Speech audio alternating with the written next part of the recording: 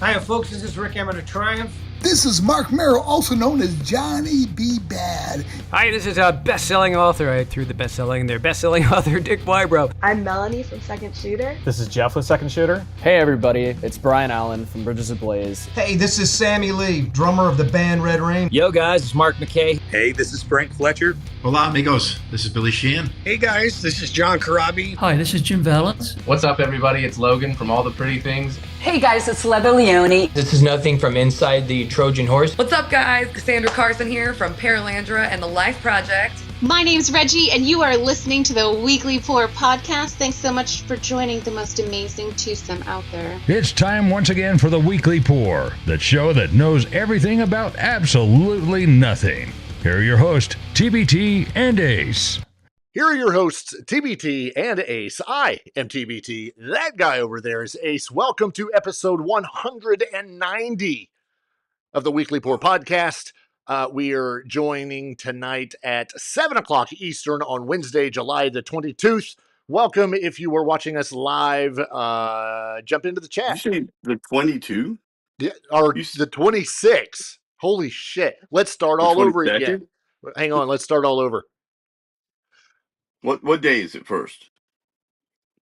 Welcome to the Weekly Pour podcast. I'm TBT. This is episode 190. That guy over there is Ace. I'm TBT. It is Wednesday, July 22nd, 2026. There. Holy moly. This is what happens when we do it live. If you're watching this live, obviously on the YouTubes, jump into the chat, say hi. We got some of our regulars in there already. Of course, it wouldn't be a show without Mama TBT showing up first and foremost to be the number one person in. And Mrs. TBT is in. And much to my happiness, Swathy McFrick is in. Yay. That makes me happy. It makes me very happy. I have a lot of stuff up on my screen right now. We got a lot to cover this week, and I'm excited about it because the very last story that we're going to get into today, we'll probably spend a lot of time on it because it is absolutely hilarious. It's very comical. It puts into perspective some of the stuff that we've joked about over the course of the last 5 seasons in regards to what people ask for, artists, what they ask for when they are performing at a place. We will get into who we're talking about. And what we're talking about a little later on. Because the most famous case of this would be like no brown M&Ms for Van Halen. That type of thing is what we're talking about. Yeah, and we'll get into that a little bit later towards the end of the show because I think it's a story you guys will really, really enjoy. Other than that, it is nice to know that we are not in the middle of sweltering hot weather anymore, at least for the next 3 or 4 days. Come Sunday, we will be boiling once again because that's what we do.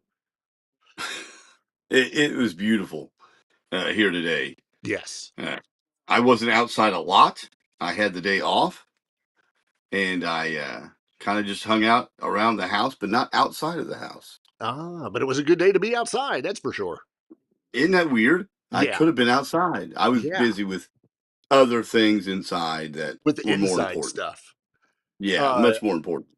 I was not off today. I did work. I will be off on Friday, and it is it's my day to mow because once again, it's that time. Man, it didn't take long. Doesn't take long. It looks like shaggy. And then everyone mows around me. All my neighbors mow around me and make mine look 3 inches higher. Yeah, every single time. One thing that I did notice, as you know, everybody should know, we peruse the news of rock and roll, of metal, and we decide on certain things that we want to bring to your attention every week when we do this show. Most of the stuff is going to be tailored around 80s, 90s rock, some 70s. We don't go too much farther than that. But every once in a while, we come across a story that just makes us go, why not talk about this? And it may not even be related to music. In this case, Ace has no idea what's coming. And what's about to drop out of my mouth? Because I've not filled him in on this. But this story that I want to bring up just gives you hope. If there's ever a time when you're just done, you're done with work, you're done with going to the store to get your groceries, and you just want to do something else. That's every day. Something else that may just get you into the headlines of some of the weirdest news stories that you could ever come across. The one I picked to go with, because I just came across it, was sitting right next to another story where a bear got trapped in a car and did nothing but honk the horn. Lots of damage, obviously, to the inside of the car, and he also set off the driver's side airbag. But he consistently honked the horn. I think this happened somewhere in Colorado. Can you imagine? How does the bear get in the car? Number one, crawl out the damn window that you went in, if that's the case. Or if maybe the door was open, he crawled in because somebody left it open trying to get their groceries in the house. He crawls in. They're done with groceries. His tail decides to close the door, and he doesn't have opposing thumbs in order to open the door. Therefore, he just sits there. Don't bears have tails? Winnie the Pooh had a tail, didn't he? No. Oh, okay. Maybe his back big ass toenail grabbed the door and shut it. And what's a bear to do? Just sit there and honk the horn. Right. But that's not the story. That's not the story that I'm relating to you guys that will give you hope. There is a gentleman from Idaho who is a serial Guinness World Record breaker who just recently recaptured. You mean he does this often? Cereal. Yes. Okay. Or it's the second time I've used the word cereal in less than 3 hours. Anyway, he is a serial Guinness World Record breaker from Idaho. The key to this is he recaptured. Okay, meaning he had it before. It was broke. I don't know by who, but he has recaptured a neck-straining title by doing this, by balancing 195 rolls of toilet paper on his forehead. Yeah. This dude's name is David Rush. He holds the most concurrent Guinness World Records titles. He originally set the record for the most toilet paper rolls balanced on the head at 101 back in 2021.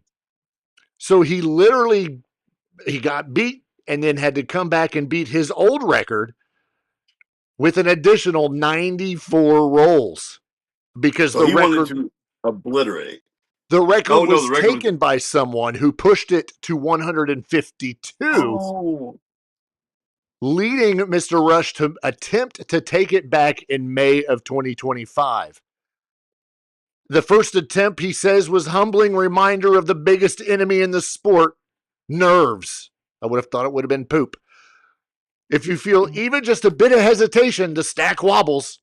And everybody knows that wobble creates a wave through the compressed layers and everything comes crashing down. On his second try, he managed to balance 195 rolls of toilet paper on his head for the required 30 seconds.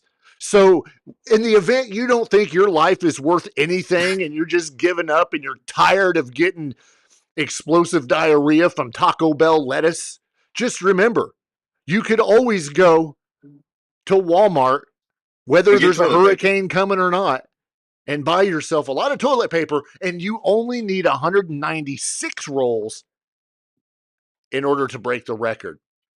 I have questions. Is genius. What is your question, sir? I don't know if it was Charmin. I don't know if it was Angel Soft. Was he laying down? I don't know. On his forehead? No, it was neck straining. If it's neck straining, that means his head was probably up in the air. That's insane. There's no way. Oh, there's no way. Oh, but there's a video. How flat? How flat is his forehead? It's flatter now. Who stacks them? People. How tall is this? How tall is the ladder? 995 toilet paper rolls tall. I believe you would have to have a very good stacker to stack your stack of toilet paper. Yeah. Is there a job for that? Toilet paper stacker guy or gal? Well, I doubt he picked anyone that was qualified. He probably trained them. With a ladder. Right. So there's trickery here. It's like magic. Is there? And what made this record so important to him that he had to reclaim it if he's a serial record breaker? That's exactly why, because he's a serial record breaker, and he was like, you know what? Ain't nobody taking that record from me. My question is whether or not it was single ply or double ply. Because if it's double ply, does that not count as 195 times 2? It would be double ply just because there's no point in single ply. Which I would waste by stacking on my forehead. Well, you don't waste it. You can pass it out to the crowd autographed. The crowd. Because I'm sure there was a crowd. Yeah, there's a crowd, right? No. You announce this. It's an event. The press is there. News crews. The Guinness guy, right? The good thing is... he sells T-shirts. Merch? Probably not. He probably maybe some merch. The good thing is, since he is a serial Guinness World Record holder breaker guy, as you can see, he's literally on a roll. Boo! And I stopped there. But what an interesting story! What an interesting story. We do have a much more interesting story coming at you. And that's all the stuff that we have to get into. The very first thing that we're going to get into, because it is super important to talk about, is that Mötley Crüe has officially launched the return of Carnival of Sins Tour just this past Friday night. There are videos galore out of this performance because, as we have said many times on this podcast, everybody wants to know, how does Vince do? How does everything sound? Blah, blah, blah, blah, blah. Are there backing tracks? What I can tell you is, as we've said before, make your own judgment. You are going to see Mötley Crüe as they celebrate the 20th anniversary of the band's groundbreaking 2005-2006 Carnival of Sins Tour, and actually Mötley Crüe's 45th anniversary. They are doing a 33-city Live Nation-produced tour, of course, with support acts including Extreme and Tesla. But now that they have officially launched this tour, as I said, there are videos out there, and there are some videos that are showing the entire show. So if you have an hour and a half to go through and watch the entire show, so be it. Or you could just pay your Live Nation fees and go to the show yourself when it comes to a town near you. According to setlist.com, setlist.fm, that is, they played about 17 songs, including a first that they played on the 10th round. They opened the show with what I can tell you for sure that I know is they opened the show with a video montage. There is a I'm going to call it an AI generated clown, if you will, who gives a story. I'm sure you can look that up and find it online somewhere. He gives this story. And if you remember the whole Carnival of Sins, it was all about the circus and clowns and scantily clad clown ladies and all this stuff. They opened a show with the song Red Hot, which is phenomenal. Yeah, I don't think they play that a lot, do they? Do they play that a lot? I honestly, I don't remember from the That's a last bit. time I seen them. To me, that's a bit of a deep track, and I like that. I like it. Well, I go the same with the second track that they do, which is Louder I Than love Hell. it. To Well, me, that's that's another probably deep track. that's probably my favorite song off Theater of Pain. That song gets zero credit for how kick-ass it is. Absolutely. Real quick, I want to welcome in Pam, who just jumped into the chat. Welcome. Glad you made it this evening. So to continue on with what they played on the set list, we'll go through all 17 songs. Of course, like I said, started off with Red Hot, then Louder Than Hell, followed by Wild Side, and then Shout at the Devil. Too Fast for Love, Looks That Kill came in at the 6th song. Too Young to Fall in Love, Take Me to the Top. The 9th song that they played is one of my absolute favorites from Mötley Crüe. It is Primal Scream. I love that song when it came out. It was so gritty and just so raw. And then for the first time since 2012, right. This is awesome. They played Afraid. Now, if you're not familiar with that track, you need to listen to it. That is one of those that you're going, oh man, that's pretty good. I wish I would have listened to that another time. Is that from Generation Swine? I believe so. I'm literally getting ready to look that up because I don't want to say the wrong thing. That's one of those kind of it is polarizing records, but that track has built a nice following, like a cult following. It's pretty popular, really. Yeah, it was released in 1997 off the album Generation Swine. Nikki Karabi has something to do with that. Well, Nikki Sixx wrote the song, and the lyrics were inspired by the early stages of his relationship with Donna D'Errico. So, I mean, take it for what it's worth, especially when you listen to the song. It charted, I think, at number 10 on the mainstream charts. Very good song. It's, again, not one that they play a lot. They haven't played it since 2012. They followed that up with Home Sweet Home, and then John 5 with his guitar solo. They then did Smoking in the Boys' Room, Live Wire, Girls, Girls, Girls, Dr. Feelgood, and ended the show with Kickstart My Heart. As I said before, there's a lot of fan filmed video of the concert out there. So if you want to see it, watch it. That's a nice compressed set list. You could argue they left some meat on the table. They've got so many songs, but they added some things they don't normally play. Let's see. Yeah, right. Like Take Me to the Top. That was one you talked about a few weeks ago that you were looking forward to when you see them coming up in August. Correct. And so I like the additions because it's different. Right. And I like the nice compression. And I think they play I told you before the show started, like an hour and 10 minutes. Something like that. Yeah. Right. From the reviews I'm hearing, maybe of this show and maybe another one, I think Tesla and Extreme are getting about 50 minutes apiece.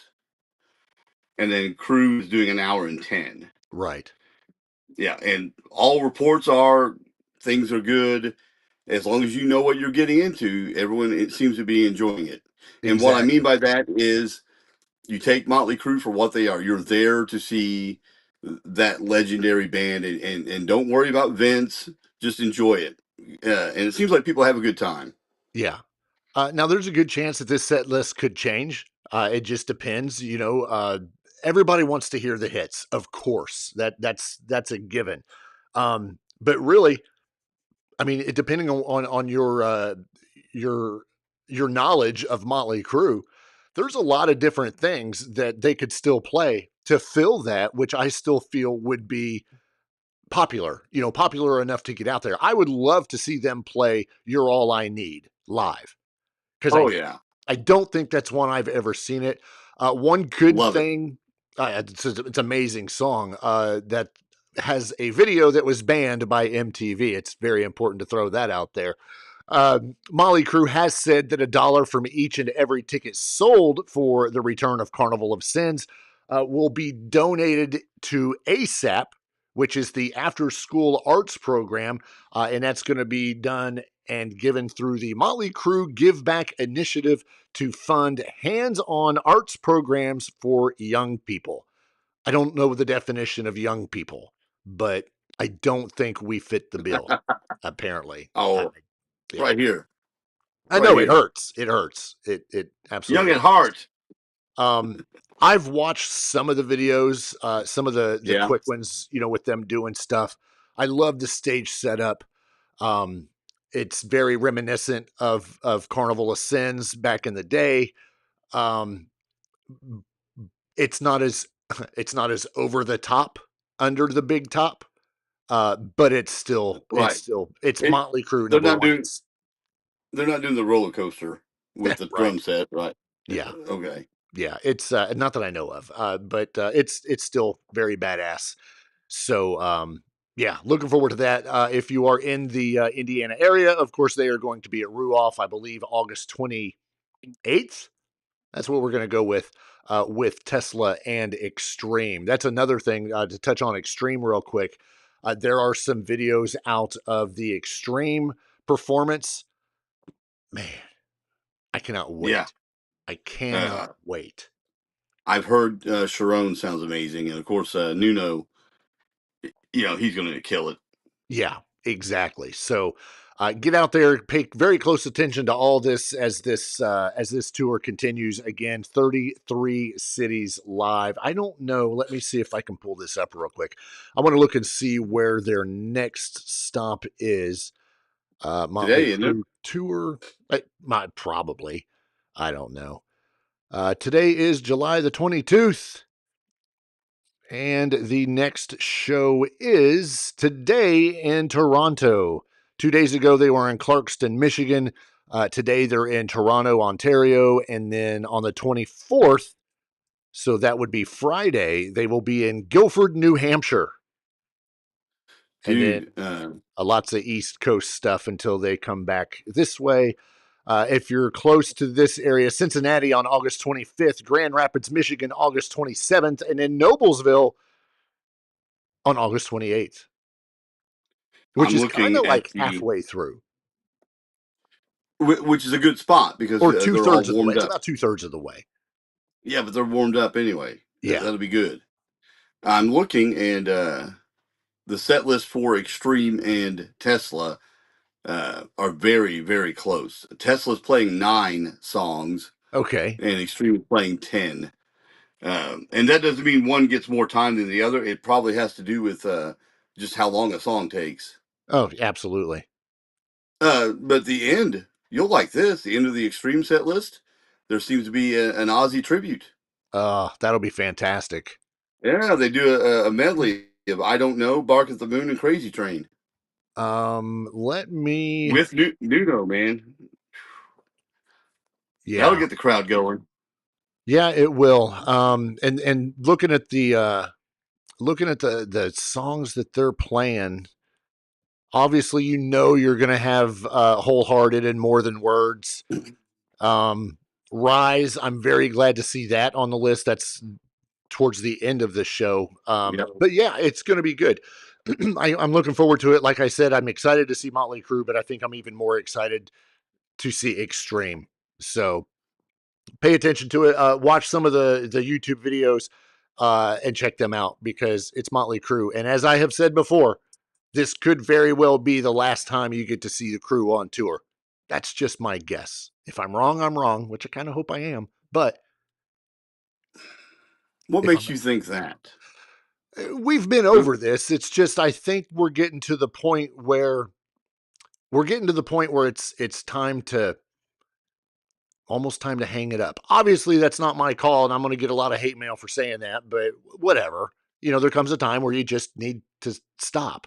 Go out on a high. Don't go out on a low. Go out on that high. There's a singer available right now. A singer available to join them? There's a singer available right now that could join them. Is he also auditioning for Skid Row? Negative. He's actually just left the Dead Daisies. Yes. Well, not of his own accord. Doesn't matter. Doesn't matter. That's neither here nor there. He's Right. available. I would love that. It would never Woo. happen. But we're talking about John Corabi, of course. Yeah. But it would never happen. And he even, in a recent interview, touched on that he didn't leave the Daisies because he was going back to Mötley Crüe. This was something that just kind of happened. They've been reuniting with Glenn Hughes in the last few weeks so who knows what really went on there. I can only guess. It just happened. It just And happened. matter of fact, I was listening to his new record today for the second time. It's a lot. It's a lot of fun. I said, I hope I'm wrong. I just think that this may be the last time to see Mötley That Crüe. version? No. I just think Mötley Crüe in general.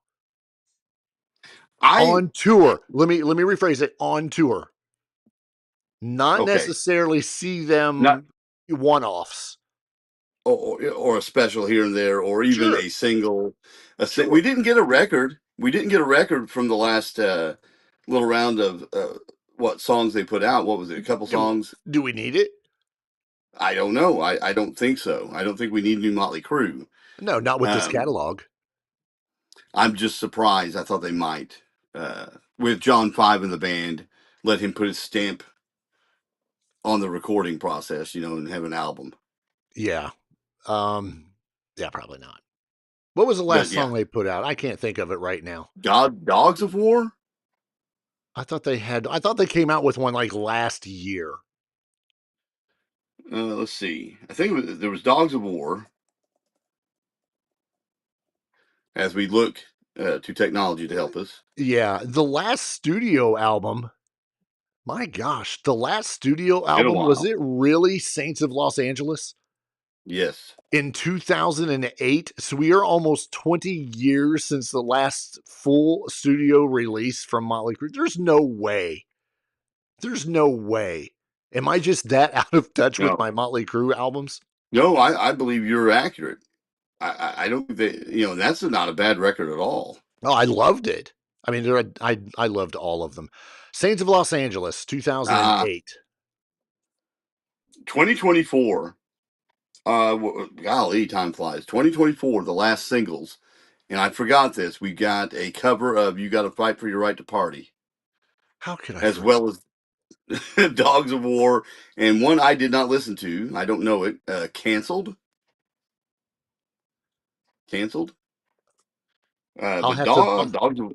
I'll have to check and see if I actually have that one somewhere. Dogs of War actually charted well on the U.S. mainstream chart, number 5. Okay, yeah, I'm not surprised. Not surprised at all. But yeah, you're right. That I didn't know there was 3 either. Oh well, yeah, I didn't either. Yeah, well, we're talking about Mötley Crüe and these songs, but think about that. Yes, they've released 2 songs, Dogs of War, canceled, but a studio album, 2008. We're nearly 20 years since their last studio album, and that right there just blows my mind. That blows my mind as much as realizing yesterday that my son turned 30 years old. Hey, I've got one of those coming up too. My son will be turning 30. Yeah. So all I did was just remind him that he's halfway to 60, and it made me feel better. We're closer. I'm closer to that than anyone. But I think also we have to make sure we make note that Nikki Sixx got busy with 6 a.m. Okay, true. So that took up some time. They may, and they took breaks and may not feel like they need to put out studio records anymore. To not try to go off on a total another exit. I love 6 a.m. Oh yeah. Absolutely loved everything they put out. But we'll talk about them another time, I'm sure. And that's so funny how the creative process works because you might get a Mötley Crüe record that we consider weak. And it's not up to par with what we're used to and that kind of thing. But the 6 a.m. stuff is fresh, really fresh and really well done. And it's Nikki Sixx is like revitalized in those albums. Yeah. Of course, he's got a good group around him, DJ Ashba being one of them. Yeah, exactly. Their last album was Prayers for the Blessed, Volume 2, which was released in 2016. Actually, Volume 1 was actually released in 2016 as well. So yeah, there was some stuff, but that's just I don't want to get into them too much, but that's a band I absolutely loved.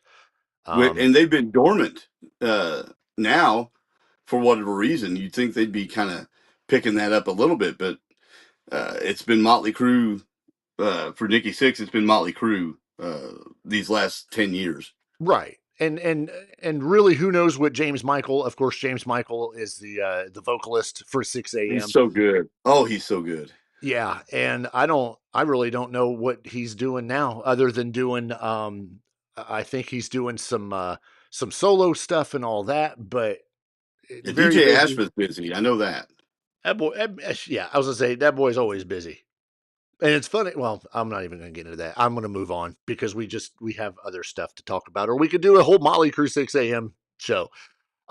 Some big news coming out of the world of Aaron Lewis, who, of course, we talked about most recently because of his concert appearance in Paoli, Indiana, just recently. We were talking and we told you guys that he had a new album coming out. Well, that album finally dropped on Friday. It is another along the lines of his country scene, if you will.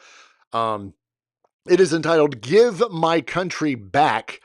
And lo and behold, on iTunes, it is currently the best-selling country album in America, as Give My Country Back is holding the #1 spot on the country albums chart following its release. And this information just came out yesterday, so we're not even talking an entire week.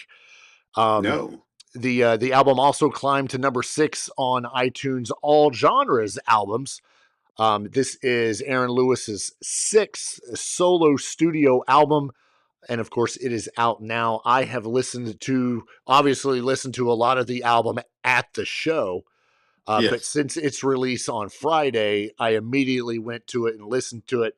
And it is no secret that I am not a country music fan at all. This is not country. This is Aaron freaking Lewis.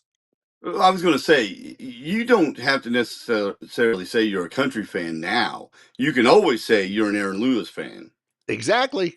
You know, and I was wrong. I wanted to tell you that I listened to that and the set list you sent me, and it's not it's outlaw country, but not in the vein I thought it was. It is in the vein of Waylon Jennings. Yes. And Willie Nelson and that type of outlaw country, the original brand of outlaw country. It's like that. Yeah. And it's actually really good. It's a throwback, but boy, it's good. Absolutely. Since launching his solo country career, Aaron Lewis has earned 2 #1 Billboard country album debuts with Town Line and Sinner. He released the platinum certified collaboration Country Boy, which featured George Jones and Charlie Daniels, and scored a gold certified #1 hit with 2021's Am I the Only One? His catalog has now surpassed 5.7 billion career streams worldwide. Whether or not you are into Aaron Lewis, you are into the country scene, country music, whatever, give yourself the opportunity to listen to Am I the Only One? Again, that's from 2021 from Aaron Lewis. That is a very powerful song. Very powerful song. Very patriotic. And if you're a patriotic person, even if you're not, it's worth listening to. So, you know, and I think I was reading this article, and he talks about his roots in country music. He grew up in Vermont, I believe, right? Yeah, Springfield, Vermont. Right, and listening to his parents, grandparents, and that sort of thing. They're 8 tracks. Playing George Jones and Charlie Daniels and things like that. And, you know, he must, you know, sometimes you get a little nostalgic for that stuff, and you're sitting there playing that heavy music you wanted to play. Yeah. But you get older, and then you step back and say, man, I kind of miss listening to that stuff. What if I could play it? And he's created a whole little side career on this.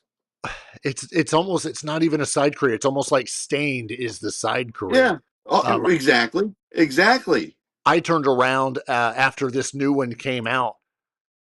I was so impressed at how good it was. I was like, were his other albums just as good?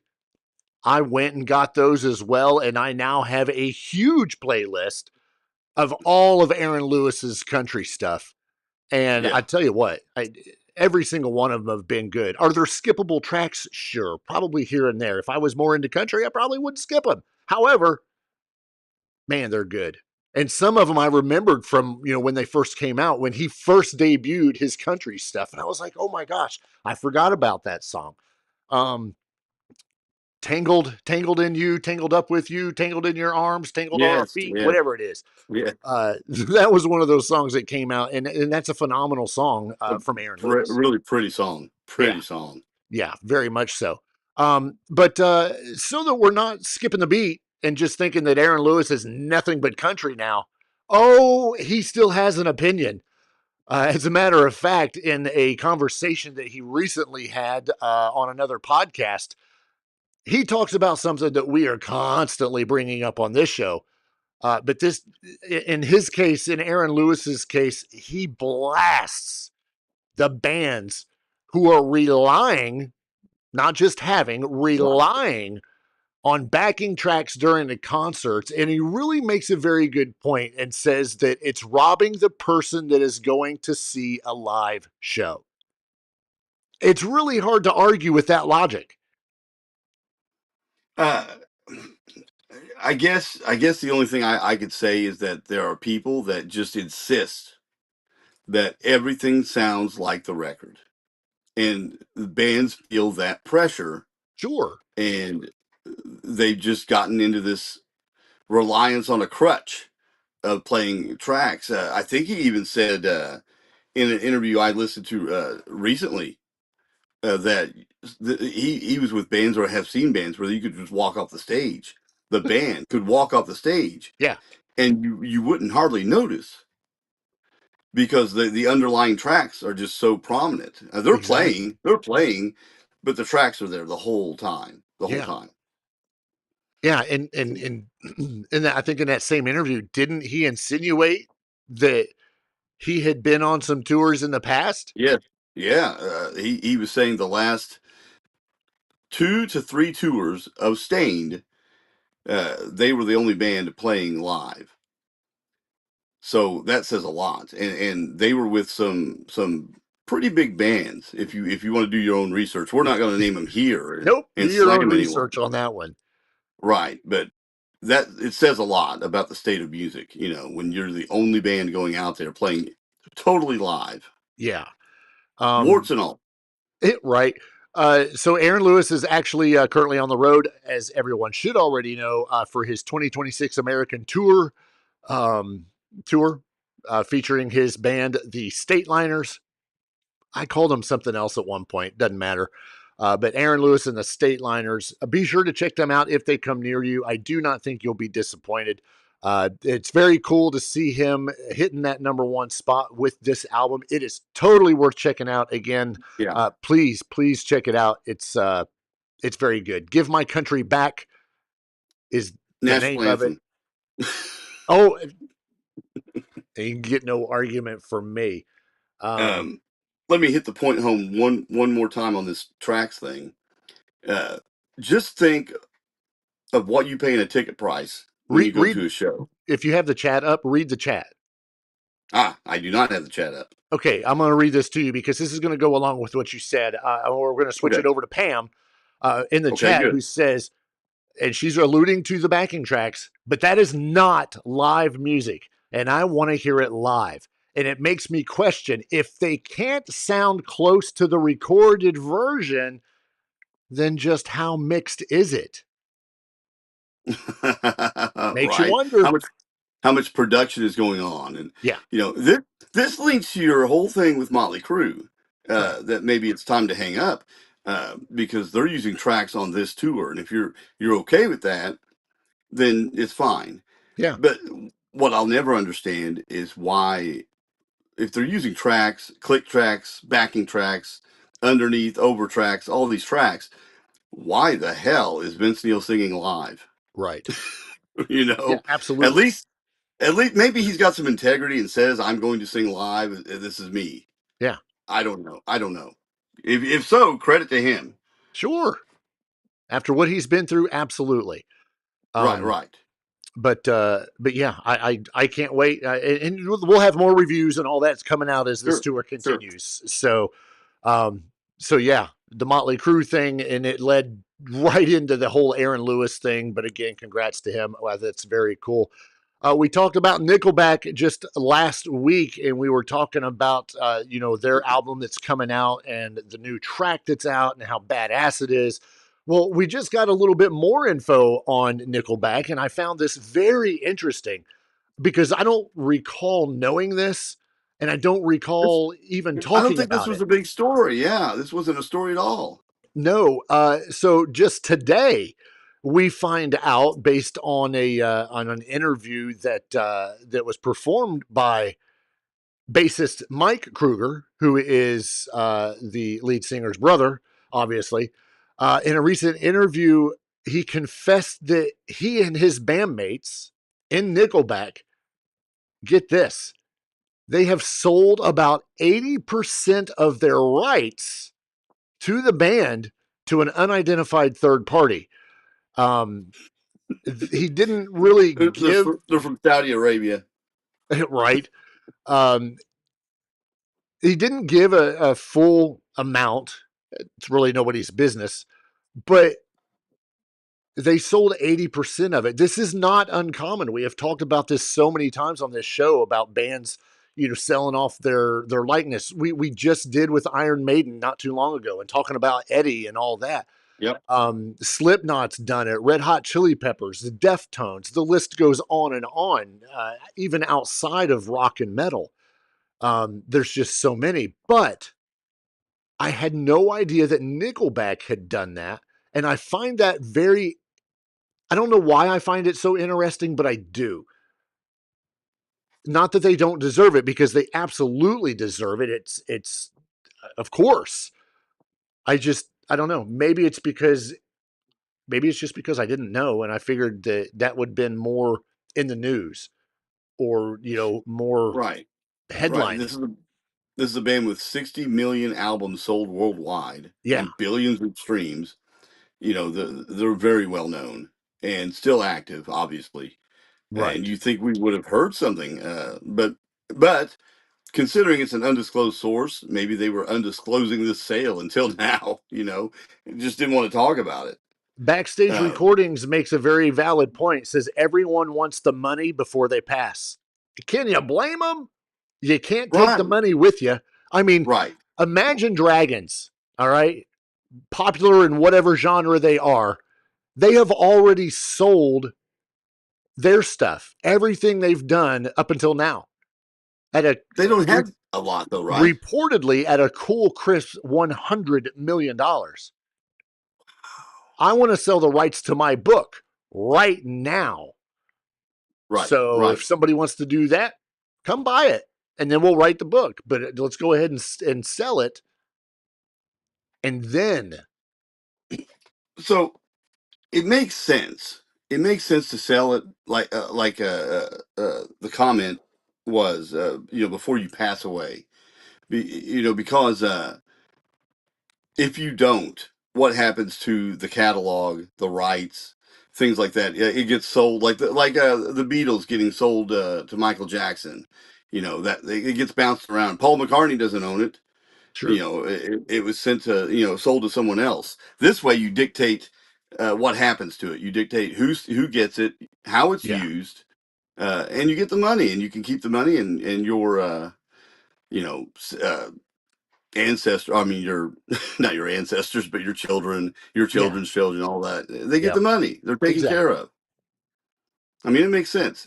You think they have enough money, but there's never enough money. Yeah. And does it really hurt anything to do that? I don't know. What are you missing out on? Anything? If Nickelback did this a few years ago and they're getting ready to put out another album, pretty sure they're doing fine. They're doing just fine. Right. So right, and it's the right time because they're where do you consider Nickelback in their career? Middle, toward the end? Probably in the middle, right? Yeah. But just past you and the I, middle. right? But what we both know is what is before this album is the big stuff. Oh yeah. But we don't no know because time. we've not even heard the album to know what big stuff's going to come up off of this. We don't. We have no clue. And that makes it even more interesting because do you make another deal? Let's say you make 2 or 3 other triple platinum records. Yeah. That do really well. Absolutely. Do you make another deal? Sell that stuff? Think about the money. Think about the money, though. The money that they're making on tour, that they're doing for album sales. The tour that they have to put on. They got to pay for those tours. The people that are helping on the tours, they have to be paid for. So ain't cheap. It's not cheap. And if I can get $100-200 million for my catalog, it might just be worth it. Right now, there's an offer sitting in our attorney's hands for this podcast. We've been offered $300 to shut up, but still, it's $300 we don't have to now. end it. Yeah. So moving on to the somberest story that we have this week, and I cannot believe that this is even real. Yesterday actually marked the 1-year anniversary of Ozzy's passing. First off, I can't believe it's been a year. No kidding. The city of Birmingham is marking the year with a day of music and celebration, affectionately called Ozzy Day. It commemorates the passing of one of its most beloved sons. The city itself has been awash with fans cloaked in black, wearing T-shirts in tribute to Ozzy and Black Sabbath, visiting different sites within the city, most connected to the heavy metal icon, of course. Tony Iommi and Mrs. Ozzy Osbourne, Sharon, of course, paid their own tribute.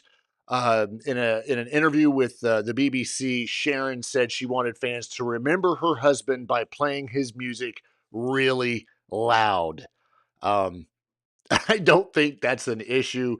Tony Iommi paid tribute, of course, on his social media, saying, "Well, it's now a year since Ozzy's passing, and I still can't believe he's not with us. I watch him on YouTube, and it feels like he's still here with us.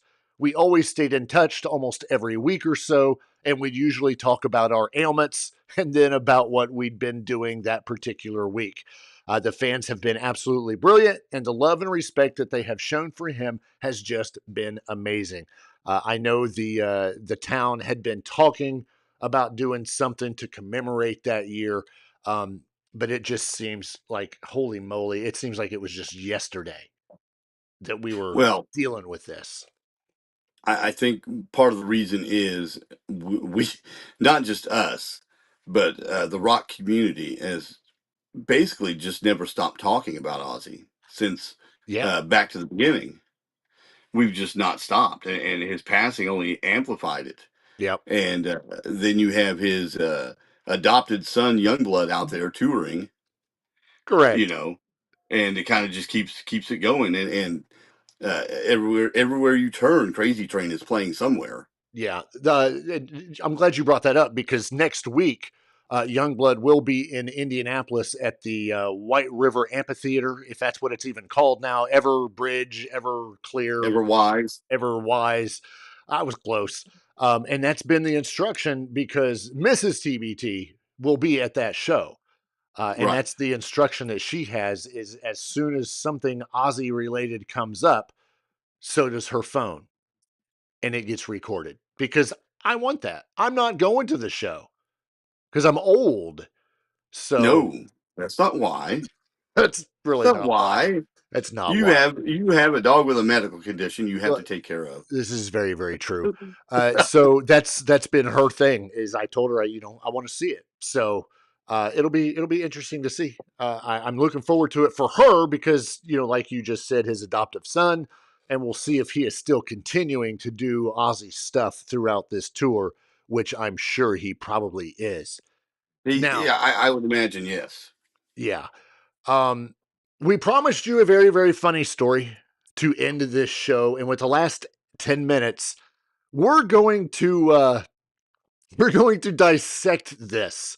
As I brought up last week, we talked about it. We told you that William Shatner was going to be performing in Chicago Sunday, September 20th at the Riot Fest. That is Riot Fest 2026. Bands normally put out what's called a rider.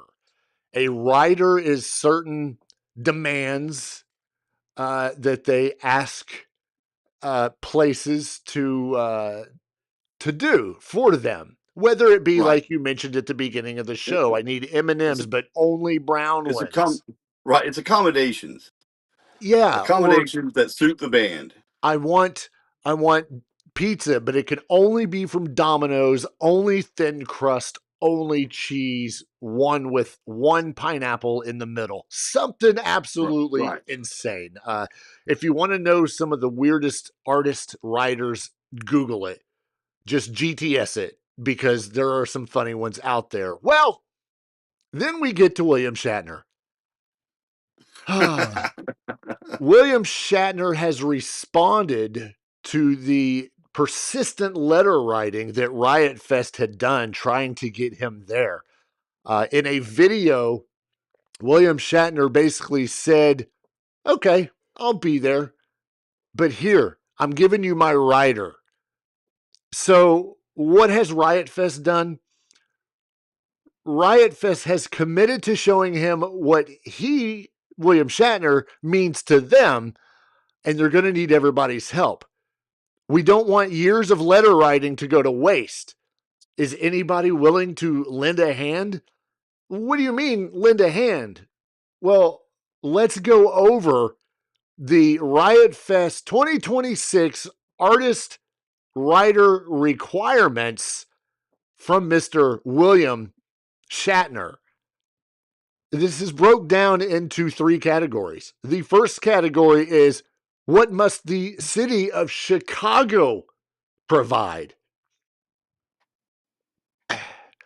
We have 8 minutes to get through all this. So the city of Chicago must provide the following. They must rename a boat in honor of William Shatner so he can captain a ship once again. That's one of my favorites. Chicago must provide one prominently displayed Riot Fest 2026 billboard with William Shatner's face and the face of one lucky fan. Very cool. No specs on how that should be presented, though. Right. The city of Chicago must provide a classic Chicago food item to be named in tribute to William Shatner. He must also be allowed to co-anchor the weather outside with Chicago's most beloved meteorologist, and he shall sing "Take Me Out to the Ball Game" at a Chicago baseball game. Now, what must the Riot Fest provide for the performance? Number 1, fire breathers. Many of them. Many of them. An intro video created by Guar. Crazy. And finally, in the performance category, Riot Fest must provide an artist golf cart that shall be replaced by a DeLorean. Can you find one? I don't know. This is where it gets even more interesting in the hospitality side. This is where M&Ms come in, bottles of water that can't be Evian. They have to be whatever. The Riot Fest must provide in the hospitality area, the dressing room shall be themed as Shatner's Shag Shack to artist specifications. If you want to know those specifications, you have to see 18.3 of the performance contract. Riot Fest must also provide 4 feet of Polish sausage in the Shag Shack. In the Shatner's Shag Shack. They must provide 1 Montreal Canadiens hockey sweater signed by John Stamos. They must provide 8 pallets of Faygo, not to be shared, not to be shared with Insane Clown Posse. No, they'll just throw it on people. This may be the most disturbing one. 1 pair of white tube socks, and 1 pair of underwear. He's not bringing his own. They also must provide an assortment of adoptable puppies sourced from a reputable local animal rescue nonprofit. I love that one. I'm going to save this one for last. They also must provide a bouquet of flowers in a vase. In parentheses, something sweet, something dainty. Obviously. The most ludicrous item outside of 8 pallets of Faygo includes 1 bowl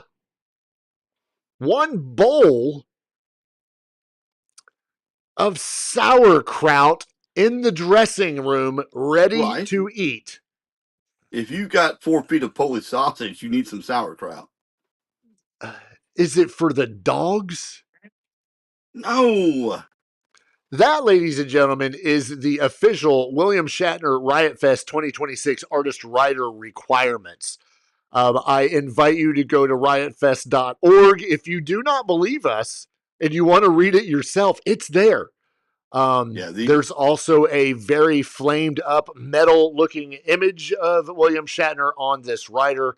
The video is there as well, where the William Shatner himself is responding to the Riot Fest organization in their attempts to get him on there. This is as classic William Shatner as you could get, to demand that you have these things provided by the city of Chicago, performance stuff by the Riot Fest, and then hospitality things. He didn't ask for 3 bags of Skittles with the yellows removed. I think this goes right along with last year's John Stamos rider, which was utterly hilarious. And that's the point of these. It's all in good fun. But what if they do some of these? That would be hilarious. I hope they do all of them. I do. I hope they do. That would be phenomenal. I'm pretty sure we talked about the rider that John Stamos had. Some of the items he requested were a John Stamos body pillow, a nude painting of B. Author, unlimited hummus served inside a Gibson guitar case, a ban on making eye contact with his hair. Yes. And permission to say riot fart whenever he or the crowd said Riot Fest. So it is now becoming tradition to go to Riot Fest and request the most ludicrous things on a rider, and I think they're just getting better. So there is no better way than to end an episode on Riot Mike last year. Riot Mike had to get a John Stamos tattoo also. Don't forget. This is right. That's right. I forgot about that. Yes, this is a good way to end the show. This is a good way to end the show and a good way to remember and remind everyone that the world of rock and metal can still be fun. It's not always about the violence in the lyrics. It's about a John Stamos body pillow or a boat so that the captain can be a captain again. or a golf cart replaced by a DeLorean. I don't get it sometimes. We're going to work on our rider, and we'll report that next week. Thanks for joining us. This was episode 190. We will see you guys next week for, you guessed it, episode 191. Bye.